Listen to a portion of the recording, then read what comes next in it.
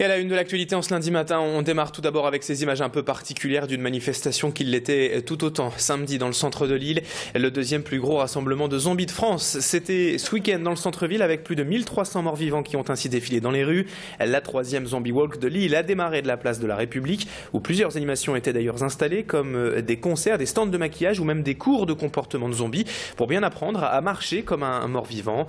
En fin d'après-midi, tous ces centaines de zombies se sont mis en route difficilement et ont défilé dans les rues en s'amusant à faire peur aux passants.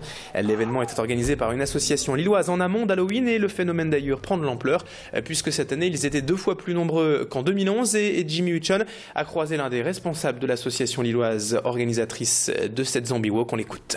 Les premières Zombie Walk ont été lancées à Sacramento en 2001 pour le Trash Film Orgy, où là c'était vraiment un but promotionnel. Et depuis 2003, il y a beaucoup de petites Zombie Walk qui se sont développées un peu partout dans le monde. Plus pour un côté fun et sympathique en fait, sans but de revendication précis, mais plus pour s'amuser et passer un bon moment tous ensemble. C'est vachement à la mode en ce moment, on a notamment la série Walking Dead qui sort, qui relance le genre, les films Resident Evil toujours qui permettent de relancer un peu l'engouement.